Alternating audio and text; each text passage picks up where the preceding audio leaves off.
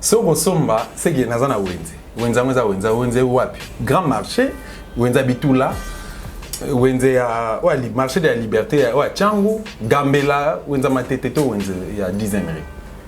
Et puis soko somba ma transfert nanga na longa na résistance. Et combien? Oui, pendant longa na résistance na ya na 10e.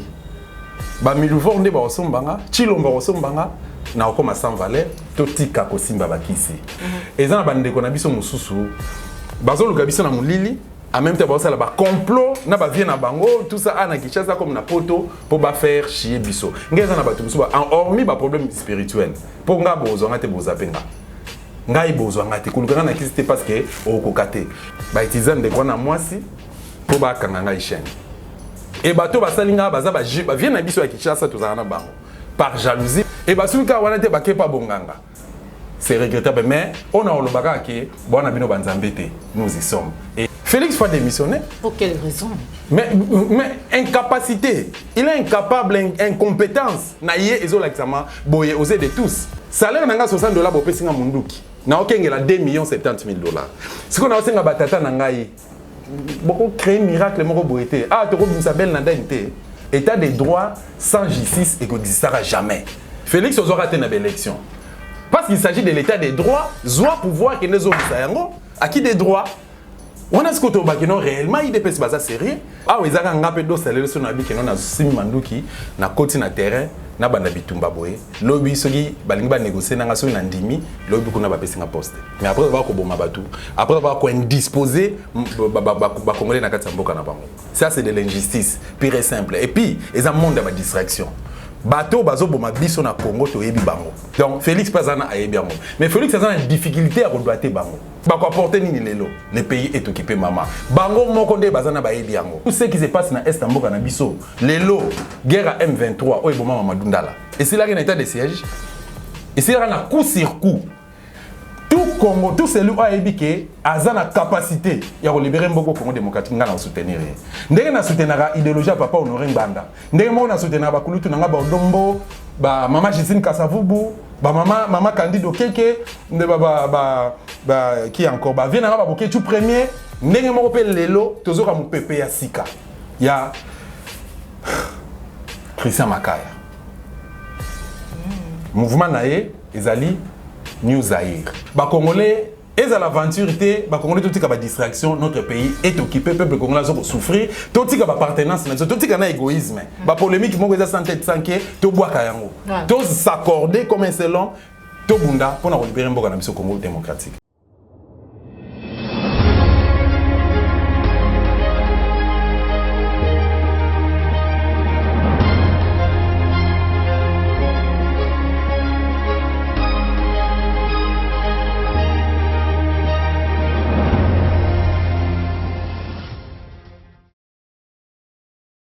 Nabino, Ndeko Balandi, Plus Clair Télévision, la chaîne de vérité, la chaîne qui vous informe en temps réel. Vous allez belé, Bozui, Libaku, Yakolanda, émission vérité de tous côtés, Moukolmoalilo. Merci Naboulingo Nabino, merci na confiance chaque jour. Vous allez continuer à renouveler na Katia la chaîne de vérité. Matondo na équipe, Mobimba, Plus Clair Télévision, Cordon Pimafrico, Popola Yombe, plus que boss, Joël Gonago, chasseur d'images.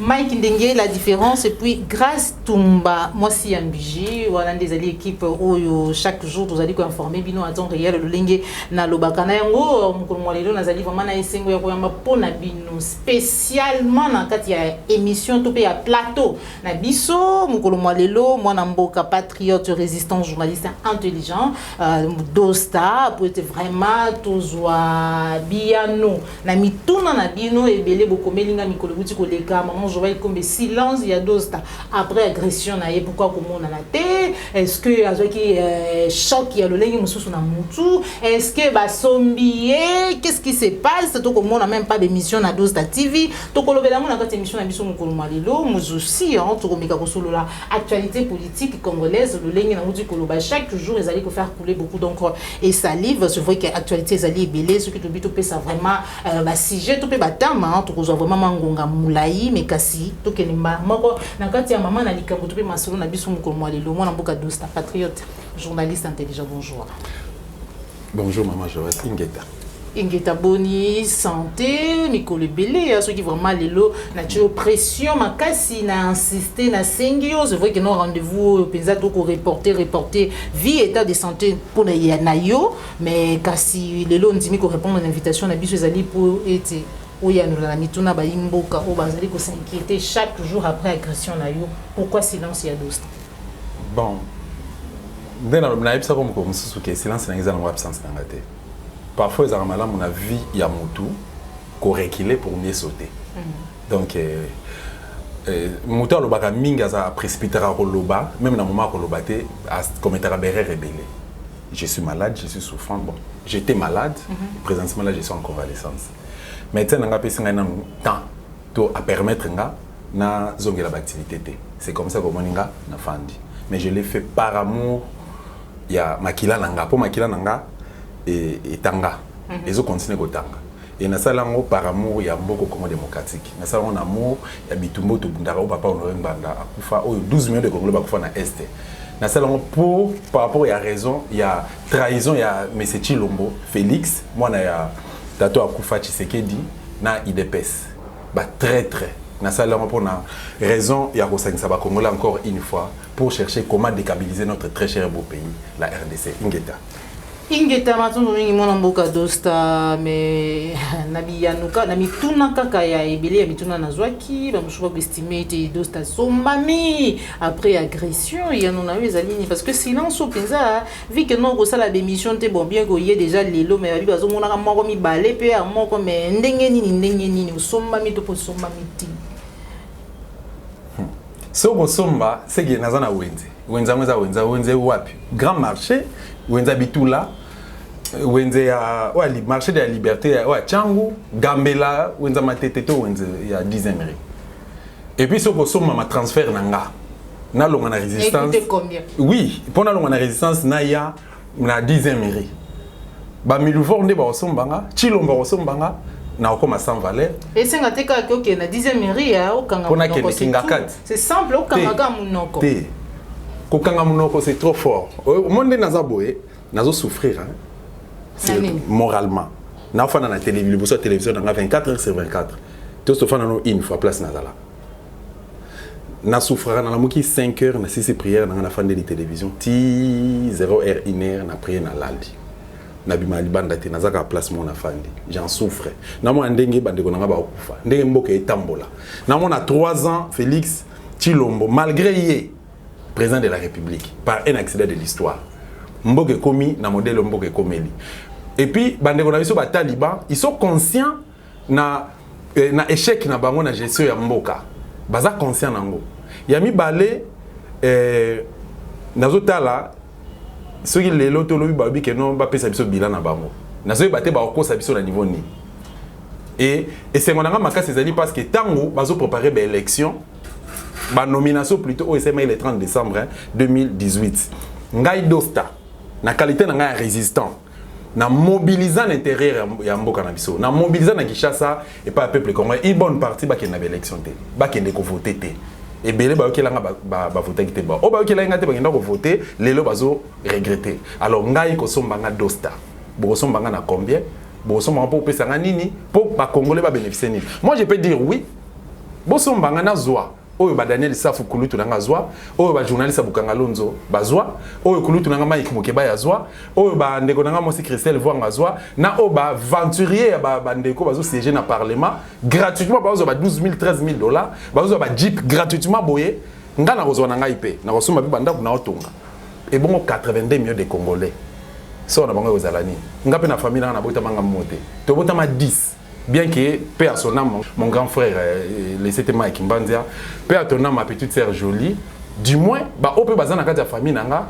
nous avons des enfants, au bas au déjà, bah, quoi papa nanga, bazali, bah, on va aux amis.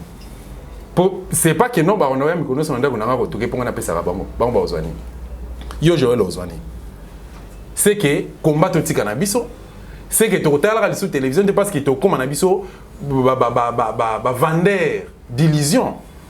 Hein? Ba vendeur d'illusion que toyé na télévision na hôtel la bikolo ba émission ya débat aux les kana chaîne belé ya télévision a na Kinshasa o ya leki ya lobby pour na compte ya ba milouvo o musa lobby pour na compte kingakati musa tout ça et comme nango net to te ka moi illusion moko boye dosta asoma mité nazo garantir nazo ko rassurer et pas balandi surtout à Dosta TV ba résistant nyonso bazali à travers le monde nazo garantir yo maman Joël na ya plus clair télévision que nous y sommes. Seulement que la santé ne répond pas. Donc, naza malade, nazo continuer na traitement nangai. Ceux qui médecin nanga lobi kaka lelo. Pour na hôpital, ceux qui lobi kaka lelo, Dosta tu peux tout reprendre. Le bon moninga. Chaîne, qu'est-ce qui ne va pas? Chaîne. Dosta TV. Même ba Dostine bazara souté. Te bazali, bazar. Bazali. Mais oebika ce qui doit manquer.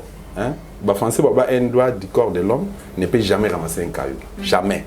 Mais ceux qui nous appellent un comme souffrant, il y a qui affecter les restes. Donc, Dostine Baza va travailler. Mais ngai nazaka na vision nanga. Nga naza na vision eza propre yanga. Na tambola kana ndenge nanga, na sala makambo na ndenge nanga selonga. Bandeko nyonso nga naza na école de formation.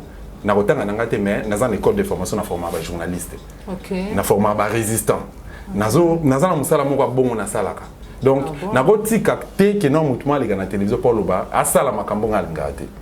Asala makambo batu no so basala non. Naza na ligne éditoriale o yanga Dosta TV et muto no so ko se conformer nango et goleka nango bo. Quand ta chaîne nangai, je dois dire quand même des vérités. Moni totika osimba bakisi bonga ga mabe. Totika rappé ko jalousa kabaninga neti ngaka Dosta na la libu na la muki boye na ba na jalouser Joël. Non, il y a jalousé sous ce non, ce n'est même pas important, ce n'est même pas important na tanga ba komba batu parce que je suis pas habitué nga naza anti polémique. Mais c'est remarqué na naza parmi ba rares journalistes oyo na initié résistance na faire comment na initié résistance à la RDC. Naza parmi ba rares journalistes oyo na imposa qui faut en parler que il ne s'appelle pas M. Kabila, il s'appelle plutôt M. Hippolyte Kanambe.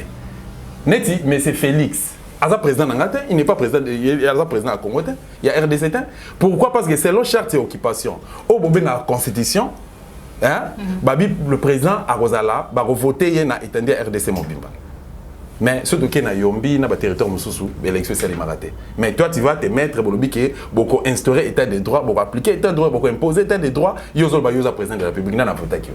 Et c'est tout que Ozaki nommé na Kingakati. Donc n'apprenant, n'imposa que la vérité na mboka. Mais quand on a combat de la polémique, tout ça c'est pas important. S'il faut qu'on a combat na otanga, tout tika ko simba bakisi. Nazo pesa yo d'abord conseil keba tant au simba ka téléphone na yo keba na bato ba komela ko na tindelo lien s'abonner na chaîne nanga. Ngape na s'abonner na oya yo bandiki bangwana. Keba lisu na bato za rebonu boke na reportage. Maman Joël pesa na micro na yo. Bazo ba chance à bato. Keba na bateau balbakeno naza na trépied naza na ordinateur de Keba. Donc bon au moment na bango balbakeno chaîne na nezo tala nga Dosta na obeta na toloté mais beaucoup na Dosta TV to beaucoup tata on a travaillé na Congo Mikili à l'époque na beta ba 200 000 vues ba 100 000 vues émission mon côté ya belé et je suis des rares journalistes dans cette émission na boulevard du 30 jours Kabila bo mabatu Kanambe plutôt bo mabatu na boulevard du 30 jours na 2015 sous Dosta TV bandé. Tu m'as posé la question non? Tu m'as posé la question. Justement, ngai na boulevard du 30 juin en 2015. Naza makolongulu na 12h30. Na boulevard du 30 juin dans cette émission, nazoko attaquer M. Kabila, Hippolyte Kanambe. Nazoko attaquer Bakani Bakimbuta na 19h ba levenga. Na serviteur na casier judiciaire. Tu comprends? Donc, na sala ba vie moko oyo, na lobité que non na l'équipe batu. Mais na ça par rapport à nombre de vies azade après tout. Mais le on continue à Dosta TV. Bon, on se retrouve parfois en difficulté à ça la même 1000 vues. Tu connais l'histoire. Mais ça na bande ko na biso kaka ya basi na mi bande ko to zala na bango. Bon, et maman Joël. Quelle histoire tu connais l'histoire ya tu connais l'histoire. Laisse-moi parler, tu as posé la question, tu as exprimé. Si on continue à Dosta TV, le monde a ba milouvo, bango bazana complicité na batwana. Bango se moquer na biso. Que chaîne fait kufa bona bazoko belanga Dosta na mona nga omena sekaka chaîne fait kufa tala batala ngo kutute na sala nombre ba abonnés o ekoka et puis nga na sala ba vie na sala histoire o ba te belé ba salité vous comprenez et nombre ba abonnés ceux qui na par exemple na 1000 abonnés naza na capacité à la 20 000 vues. Si vous 1000 abonnés, c'est multiplié par 20. Ils ont un bateau batel la rabis de abonnés na chaîne na hotel. Mais à yoki ka lo ki to no dosta. À côté là, au linga te au côté lema. Le bata papa honoré. Bref, ils ont bande ko na biso mususu. Bazo lo kabiso na mulili. En même temps, ça là complot, na ba vient na bango, tout ça ana Kinshasa comme na poto pour ba faire chier biso. Ngeza na batu mususu en hormis ba problème spirituel. Pour nga bozo ngate boza penga. Ngai bozo ngate kulukanga na kisite parce que o kokate. Ngai ba komelinga YouTube plutôt so ko ato komelanga 2 fois. Lettre ya correspondance policière ya mise en garde. Sous prétexte que ndeko moko boya mwasi na kotenga communauté pona fula été mais ndeko na mwasi azo courage ko benga dosta papa na ya to ça l'émission hein oh ba itizan ndeko na mwasi po ba kanga chaîne et bato ba salinga baza ba vient na biso ya Kinshasa to zana bango par jalousie par obikenga toi tu étais avec moi jour oyonga nazaki agressé ozaki na Joël Gona bo assistanga ti ba décider ko tchanga na kasho Natala Misunobo, il n'a pas autant de fois. Mais il y a des gens oyo, interprétant mal, azan a conflit là na batu. Même batu to na ba on a combat. O banga na banda combat na 2003. Na Lobakayango et pas Théodore Ngoyi. C'est lui qui m'a formé. Si on a le baboye, na zwa a o et pas naé. A propulser nga peut encourager biso. Mais batu bazo ko interpréter ma bé nga bakanga nga c'était le 23 juin. Na Mbiscade. J'étais chez nous à la maison, mais c'était pas chez moi. Chez nous à la maison, c'est en sortant le matin, na Mbiscade. Na kanagite que non na kutana le kambabongo. Et puis ngai na kolo bate que non, na che mutu na nga bobo betange loko. Non, ça n'a pas de sens. C'est non sens. Batu musu balobi azana ba conflit na batu. Batu ko rendre compte. Batu musu abide petit wana luka ba base na ye. Na bande ko na bisa base to zakana ba ona soit disant na kata combat c'est regrettable. Basuka wana te ba komo komela ba share ba kokomela YouTube keno ba kanga Dosta TV. Et basuka wana te ba kepa bonganga. C'est regrettable mais on a le baga que bon na bino banzambete nous y sommes et Dosta TV ezali je reprends d'ici là. Merci beaucoup. Merci beaucoup. Bonganga pezaka na suka, qui mutema mabe pezaka na suka. Je crois que non tu Dosta pour répondre au musala na ye pour bientôt. Bande konyoso vraiment vous allez s'inquiéter, vous allez ko luka Dosta, vous allez ko mona yete vraiment na lolenge bomisana ou ya pesaka bino vraiment ba sango analyse na ye, makanisi na ye en rapport na mami matali mboka na biso République démocratique du Congo. Mwana mboka Dosta, patriote résistant tout sur la mboka. 100 jours après gouvernement, tout puis installation, tout puis tant que warrior qui déjà parce que 100 jours. Il y a ministre premier ministre mais c'est action de grâce. Premier ministre na Rwanda. Mais non tout na mituna. Oh le bateau tout na mutuna. Té na accompagner au cap. Voilà. Mais c'est action de grâce c'est salamaki bilan. Il y a 100 jours. Oui. Ngala on peut ça na bila 100 jours en até parce qu'ils ont muké pour nanga. Na on peut ça bila il y a 3 ans à Félix, il y a mandat Félix. Au matisse au maman. 3 ans mandat Félix. Na 2011, ngala zaka candidat député national na circonscription à Madimba na Congo central. Ba adversaire politique nanga, ezalaka ba Antoine Gonda, ba Kimasi, ba Kombo Kis papa akufa, ba IDPS. Ba IDPS ba traître depuis kala. Na 2011 élu na effigie à IDPS na liste à IDPS ma commune assemblée nationale a commis mutakingakati voilà donc ba adversaire politique nanga yango na tata o amkusaza actuellement président de l'Assemblée nationale Mbosso bangonde na bundaka na bango na Congo central ngala sala campagne nanga na komba papa Tshisekedi c'est wana tozo quoi papa Tshisekedi mais au jour d'aujourd'hui tant na yeko tanga ba document pas tata botanga avant de expliquer à que notre talent dans la deuxième réponse, papa est militaire à Mobutu. A expliqué à que notre talent est ah bon? Nous avons eu ça grâce 2009, 2014. Nous avons eu un entretien privé, n'a pas honoré une bande. Le vieux m'a expliqué qui était M. Tshisekedi du Amoulumba. C'est à partir de là que nous avons compris que papa Tshisekedi a causé qu'il y a un biso. Pour nous, il y a un bimisi batu, batu bakufi, makila bana moke tangi. Bakangi batu bake ba prison. Yé moko Saddam lokola zaki mwana ya simbaka na baptême, azaka enfant chéri nae, enfant spirituel nae, aye kozwaye na ba jeep na ba soda sa ma pa bake nae kawele. Champagne, ba tumi tabana Mobutu bazoli assisi ba kakombo nae, ainsi va la vie. C'était comme ça avec Tshisekedi. Bref, et là na loba yangona omoni dans un pays occupé, ndenge ngai na uti ko apprendre une école de formation na Zwaki et pas VH, dans un pays occupé on ne fait pas la politique. En RDC, nous avons 751 partis politiques. C'est à vérifier dans le ministère de l'Intérieur. 751 partis politiques. Or, objectif à parti politique, ils allaient pour nous conquérir le pouvoir. Objectif à parti politique, ceux qui allaient pour nous conquérir le pouvoir, c'est que vous préparez l'élite, vous préparez les leaders, vous préparez une fois vous pouvoir, nani obino, vous repérez ça, mais total IDPS, na sommet de l'État l'élo, école boussonnière. Fois donc 0,00 tinasuka. Pour expliquer bien, on va comprendre. Tout ça, le bilan, il y a Félix, tout le social. Le peuple congolais a un maï. Mais ceux qui ont tout en Afrique, le pays a liboso, tout en maï est belé. Mais le peuple congolais a eau potable. Là où moi j'ai vu, maï bimakaka à 19h0h. Et puis maintenant chaque jour, mais 19h0h maï bim. Après 0h maï vous allez. Toute la journée maï vous allez. Et puis, je vous rappelle que ça va avant tout ça une semaine. Mais à la fin du mois, tu vas foutre sur $10. Hein? $10, on fout $10. Facture et puis on regrette. Courant, net siko congélateur, on a tout boire à biloko. Na bois qui on a regretté na bi que non. Et ça va tout musu ba rouler na bango te pola, mais ngana oka ba biloko epolate. Donc, on a fait 5 jours pratiquement. Na zangi mutu on a ko bomisa biloko na. Ba lo lenge na biso, so ke bomisa loko pa mutu, zwa suite yo moko. Donc, ba ko injecter on ba musu et puis on regrette. Biloko epoli.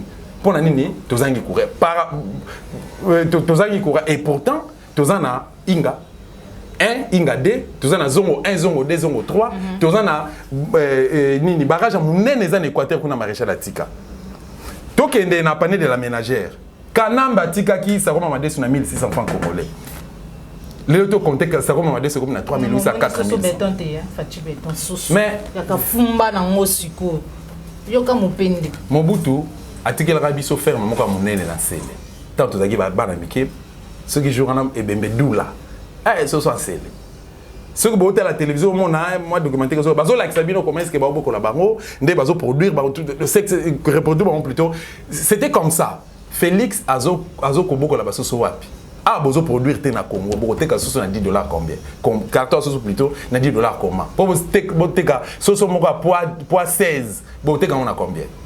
Vous avez distraire la population. Pourquoi vous distraire la population? Tout ça, tout bimaga libanda autala, n'engé baba chauffeur taxi, comportement chauffeur taxi. Ce sont tes ne pas diriger Mbokalelo parce que tu peux te mettre là à l'arrêt des bis. De 7h jusqu'au cours de transport on a 10h. Pour nani, chauffeur ne soyez course na européen c'est le sentiment nae. C'est le sentiment nae.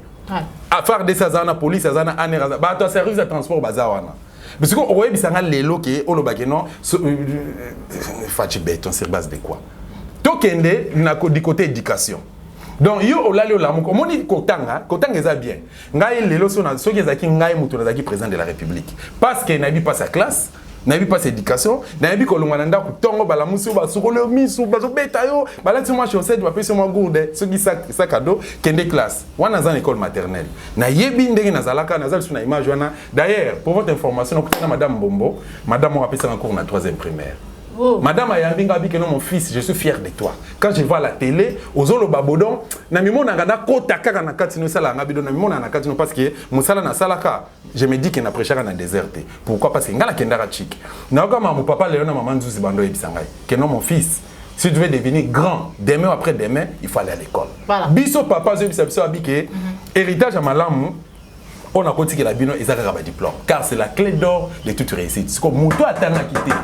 Beaucoup de président de la République. Maman, oye ka kolalo la monki atabo to article 43, il y a chaque occupation le but que il faut qu'il y ait gratuité d'enseignement de base. Mais au sali calcul to analyser te, aux temps pour réfléchir. La constitution to la charte d'occupation. Dans un pays qui ne fait pas la politique, on a la constitution ya ba belgera ba sala, constitution ba Robert ba chama ele na bango, au papa Tshisekedi traite à chama ele nae, bon considérer en commun. Voilà.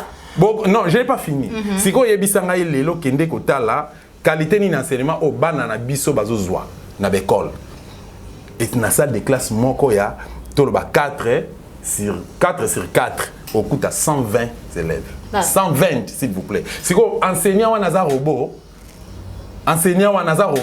pour l'andela mwana moko comment est-ce azo comme na kaine écriture pour l'andela ba devoir à corriger à signer ba kaye quand est-ce qu'il va le faire enseignant na fandaka na kintsuka zo otangisa na ipen moi na bana na moi on ndako ba déjeuner te na tongo yé moko aza na transporter azaka na chemise na la taka ya rouge ba pese même combo pas na classe ayo yo lobi que no gratuité na enseignement de base pendant que ba frais de fonctionnement ils a raté na ba école ba matériel didactique exacté et puis ba école les anga toiture école les anga peinture ba banque exacté mais bana no batanga na poto est-ce que c'est normal azal sur la famille privée biologique na été quand on est comment dire netinga na za homme public quand on est un homme public par exemple il va que non mamba robomba na pas na vous allez souter vous allez sur les logos se réserver na côté vous comprenez est-ce que vous pouvez imaginer que population a population a mbongo te population a eloko te azo vivre na vie moko compliqué yo aux libre à fêter anniversaire à moi sinayo aux libre à ça la moi sino ba cadeau mais aux ça ba bêtise au bon man à porte offrez-moi sinon des histoires et au lac ça on a mis sur bateau moi on a dit qu'on ceux qui a 500 900 quelque chose de $1000 voilà azo publié sac morceau pe à combat tala ba bilamba Félix Andola t'avant comme président de la République tala e kaka merci beaucoup batatu maro batatu bazo timo batimo la diamant kuna bango tout bien voilà merci Félix Andola dans pantalon Andola ta so pe si Joël Gona ola tate tout comme pe surtout dit pe total pe photo moi dostakala ngai il faut poser la question il faut poser la question et pas ya ba lambada le pe comme zonga donc au Félix ala takana ya ngote na ko pe so ba photo ana voilà merci si poser question pas master nanga Blaise Bokoni so tuni Wilinzita so tuni bateau baba na Paris so tuni bateau na kola na bango ba oui que nazaki danger mais nazaki à la page voilà merci beaucoup moi Mboka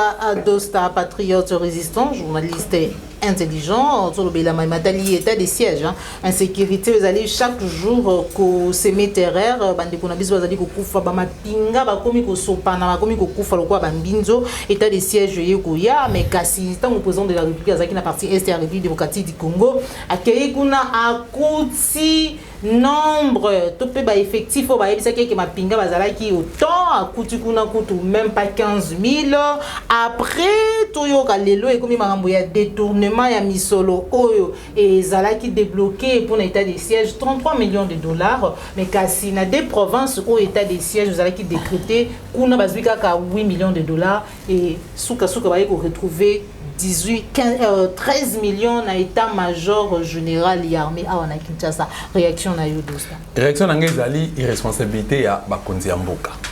Ngana printemps na première licence sur na sur na mémoire malamu na tanga na loba likambo mingi na cours ya management.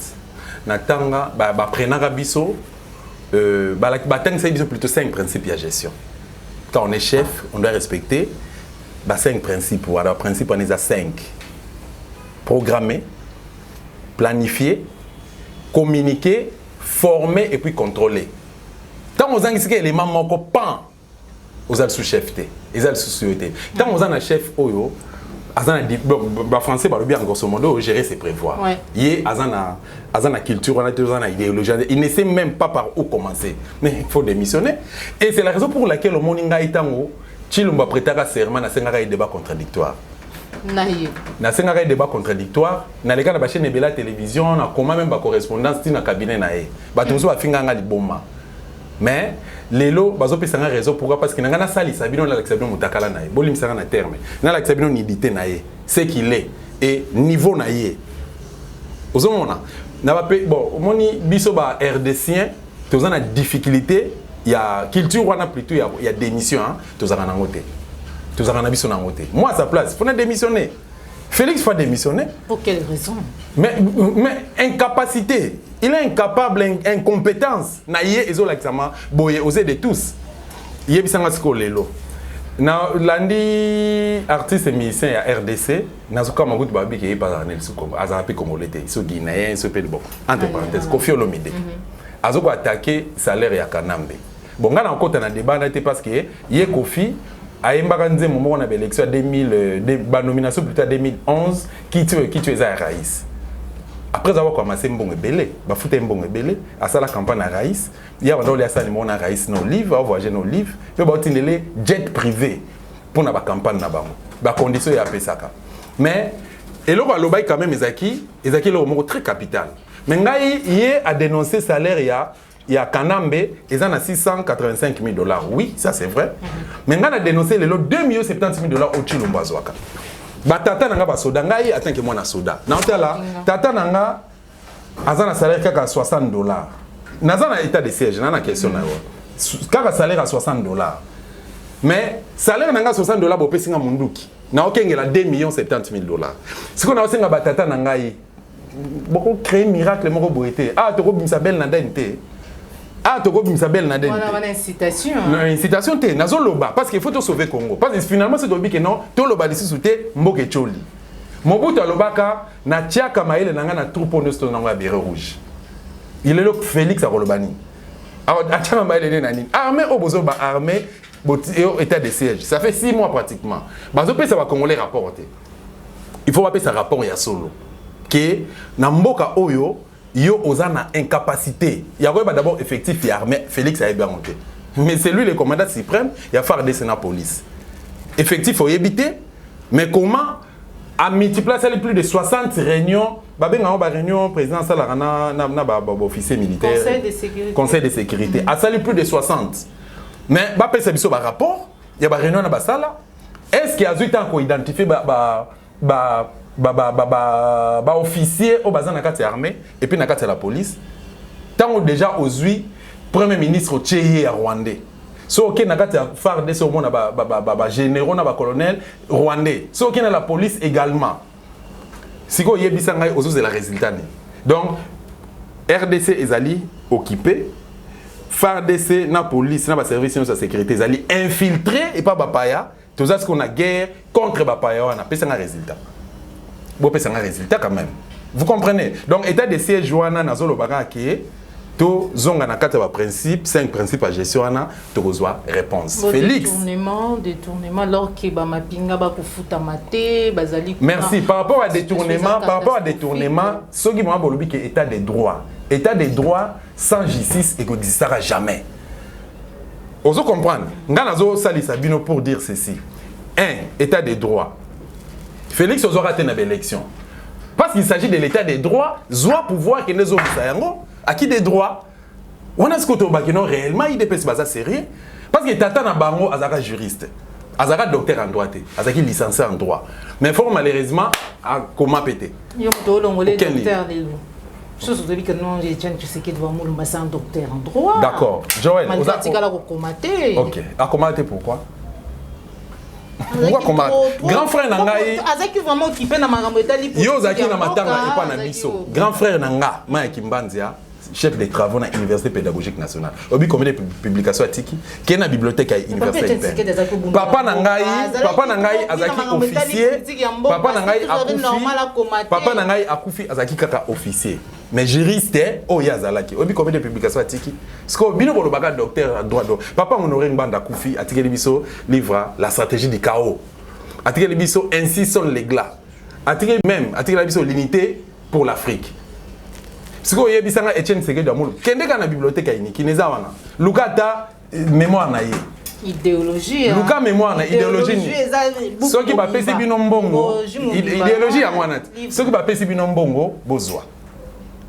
Mais ceux qui batini no bosa makamana bosala te. Yo juriste otinda batu na moyibi, n'escroquerie. C'est de n'importe quoi. Pour vous dire simplement que les combats détournement wana, na la lésion, na arrestation ya Mastanaye Oya, Rwandais, mais c'est Vital Kamera en prison.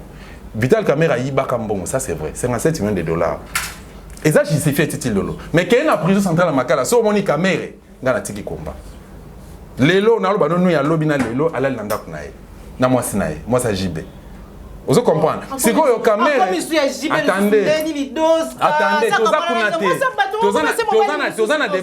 débat. Mais quand c'est parce que le bimon ça JB moi ça Vital Kamera. Na bujibi basi bakabwana kala. Maman ba Soraya.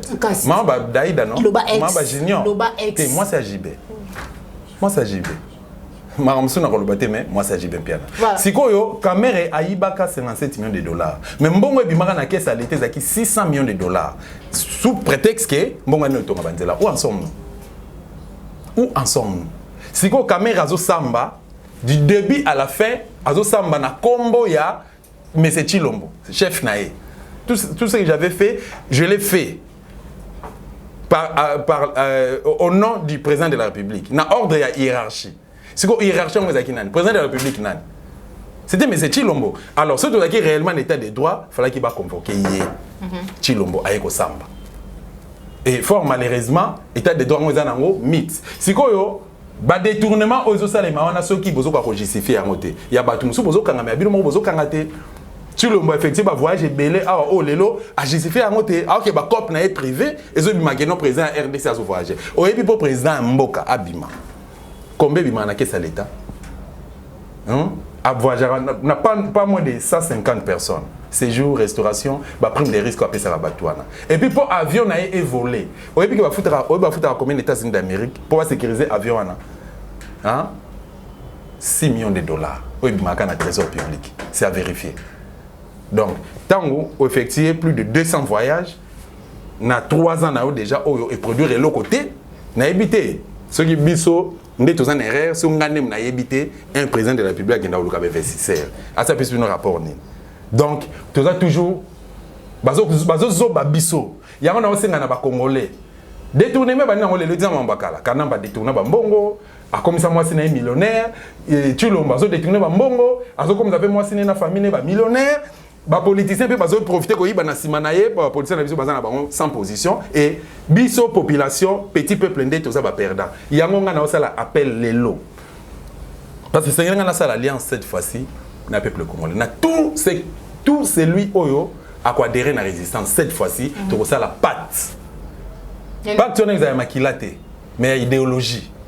Bon adhérer n'a pas de bon bima n'a pas parti politique.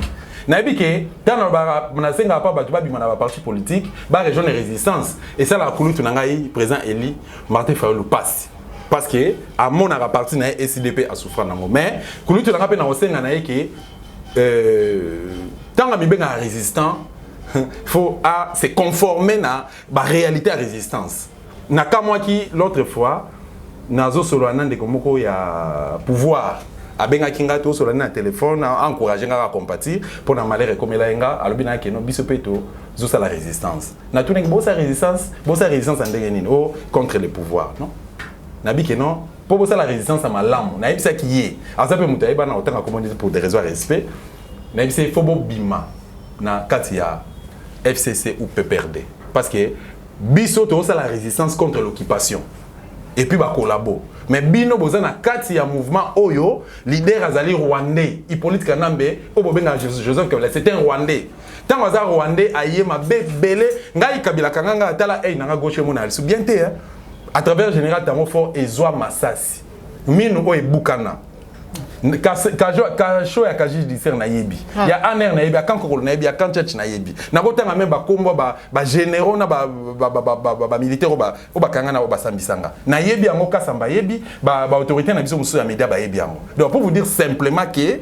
le pays est occupé botika ba distraction ba parti politique c'est tout masolo robeta ba élection horizon 2023 pour produire ni. Merci beaucoup mon Mboka Dosta to kokoba toujours na émission na biso polémique et komata sur nomination et coordonnateur Matali P désarmement, il y a des groupes armés, on a combo il y a Tony Tamboué déjà c'est que 60 membres il y a des groupes armés déjà se rendre pour Kéi Tika Mindu qui to ba mi pesi na FARDC et belé ya batu ba koloba eti ndekuana o ba nommé na coordination wana zali ex rebelle apparemment président de la République ana bolingo belé na ba ex rebelle ya mboka na biso bato ba boma bato ba sema terreur na mabeli na biso parce que déjà to yeli mikolo te ko leka deux gouverneurs ya ba province mi ba leo état d'urgence zali ko sala musala le Lengezali Kosalawana, Balobaki, Peki Bazaki cité dans plusieurs rapports, notamment rapport mapping réaction.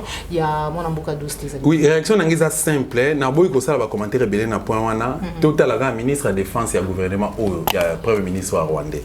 Azana souveraineté ni. Et Aouta wapi. Donc ah wezaka ngape do salele so na bi kenon na simi manduki na koti na terrain na banda bitumba boye lobi soki balingi ba négocier na ngaso na ndimi lobi kuna ba pesinga poste mais après va ko boma batu après va ko indisposer ba congolais na kati mboka na bango ce n'est pas bien ça c'est de l'injustice pure et simple et puis eza monde ba distraction bato bazo boma biso na Congo to yebi bango ce sont les impérialistes à travers le Rwanda, l'Ouganda et na Burundi, je crois, si je me trompe pas. Donc Félix Pazana a bien.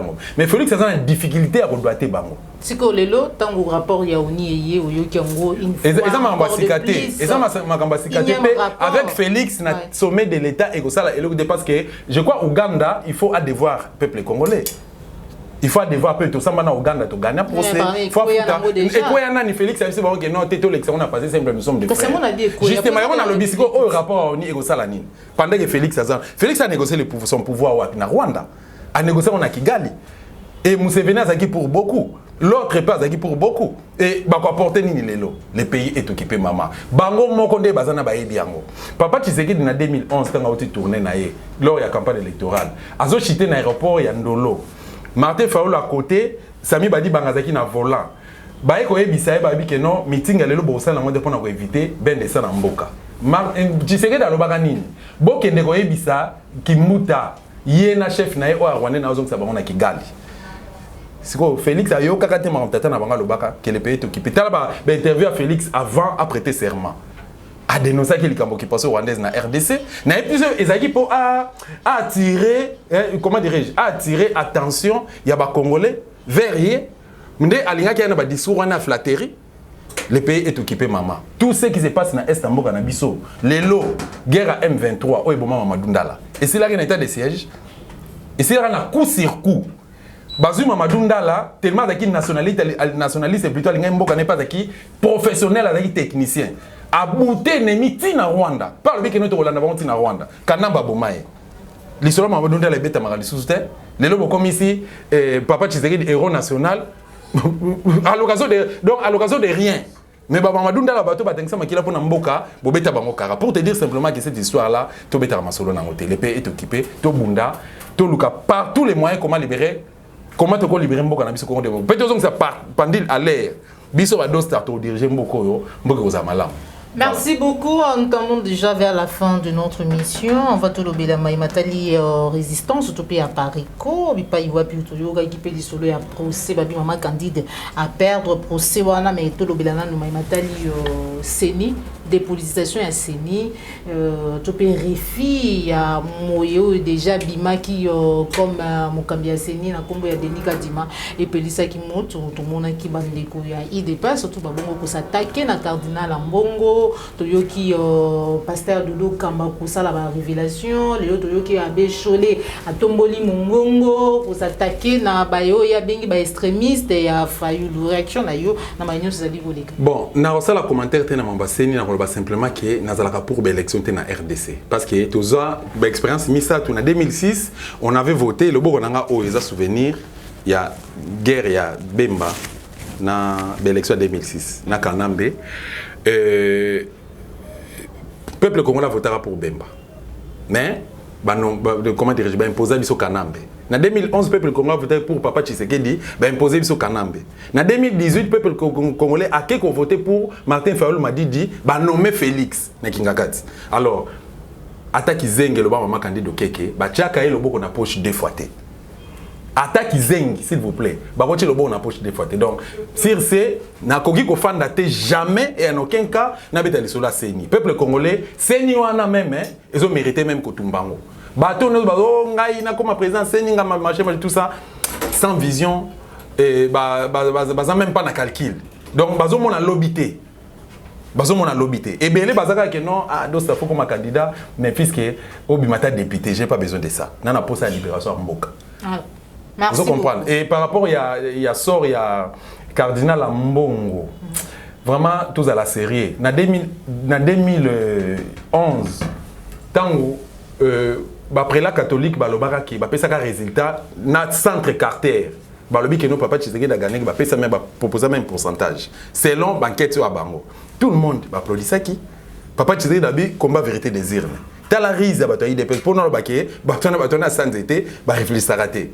Et comme en 2018, Boza conscient que Bozuité, face à Kabila en 2011 bo perda ki non na 2018 bato ba soutenir ki bino boza conseil que bo soutenir ba nommer bino mais bato ba soutenir ki bino ba catholique na 2011 ba bi que non réserve biso nango Martin Fayulu Mutazui na pourcentage tel abe show la roko ça pour a gagner nini azan intérêt na politique té même les messieurs ici à Mbongo l'actuel cardinal il avait dit ça donc en 2011 ndé bazaki na réseau bazaki ba saint.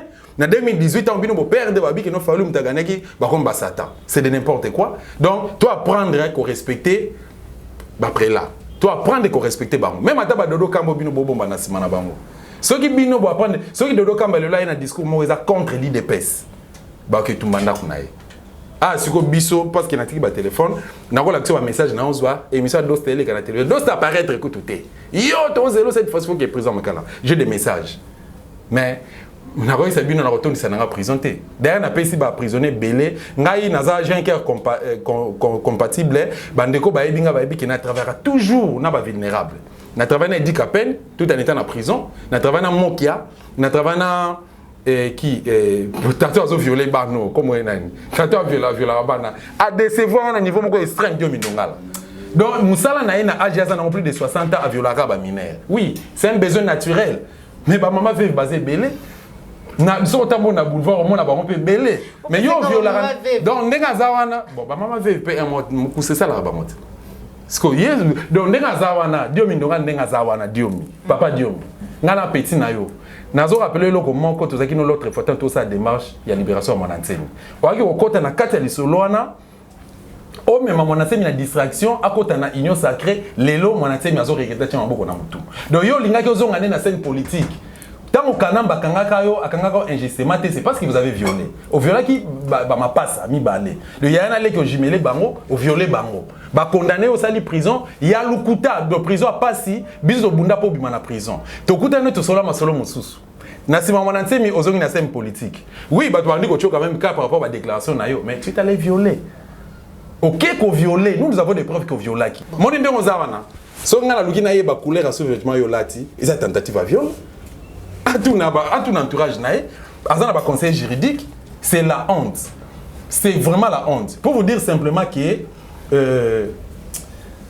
Mboka na biso on a besoin à tout longola, tout renaître une nouvelle classe politique pour tout sauver Mboka.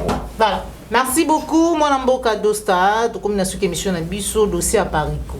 Dossier à Parico c'est enfant. Maman candidat à perdre procès. Non, na biso ka perdre.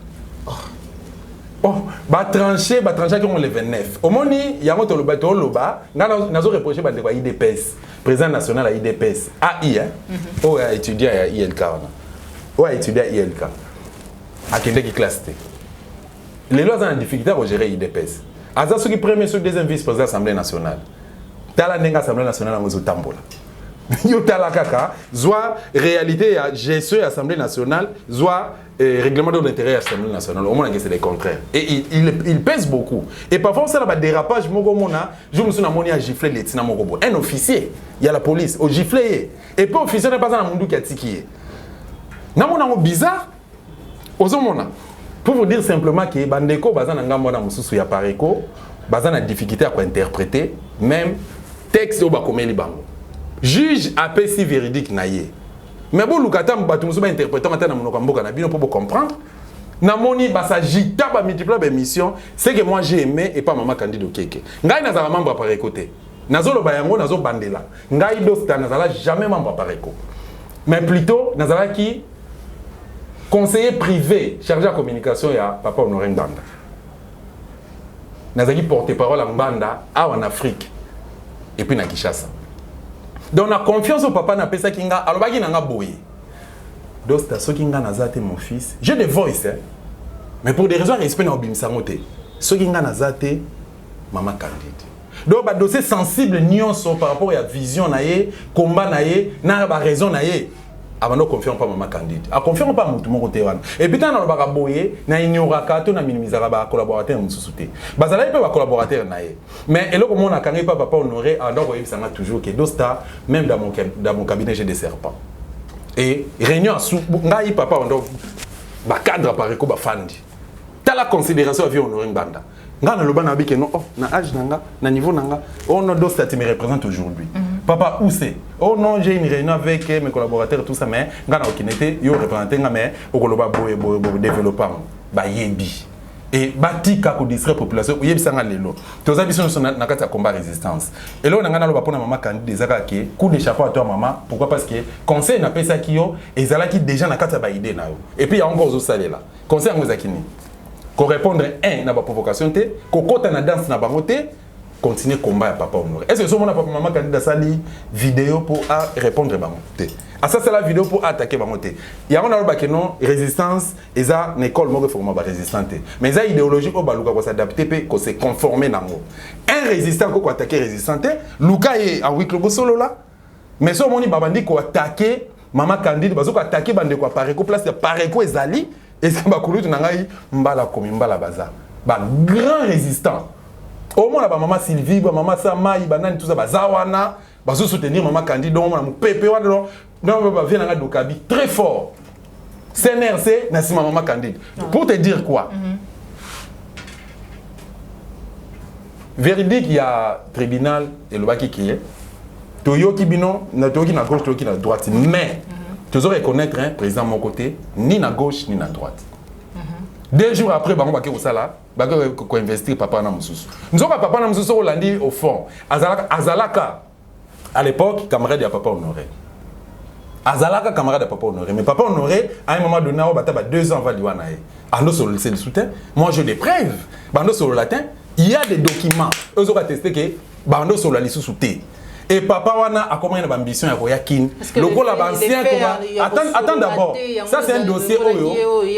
Peut-être pour minute etikali muke, mais c'est un dossier oyo na ko le bango à la hâte. Mais ce peut na bango inachevé, bango ba ko gagner nga. Mais nana le baka kaboué. Naza ni pour ni contre. Mais ngai naza na ka ya vérité. Vérité ezoko égaler maman candidat okeke. Na bandeko bazana simanaye. Parce que loko nga na sepeli nango, maman candidat okeke aso se conformer ka na ba texte ya pareko. Dit c'est pas texte on est mi be kotopé et bon quand c'est pas texte moi c'est quoi bango o ba se prétendait qu'on a raison parce qu'il y a un tribunal parce que le juge a lobby que bon to qui bino mais tu dois reconnaître le président mon côté maman candidat zongisima ayoki peut appliquer mais comme juge a lobby et bon bango donc il fallait pas qu'il y ait un congrès et tant ba te congrès maintenant te congrès te ndenge babandaki na justice ndenge basi bakene na justice il faut pas continuer de kokena ba ke ko kata yango na justice. Même en tant que congrès, Nani a un monopole, il a convoqué congrès.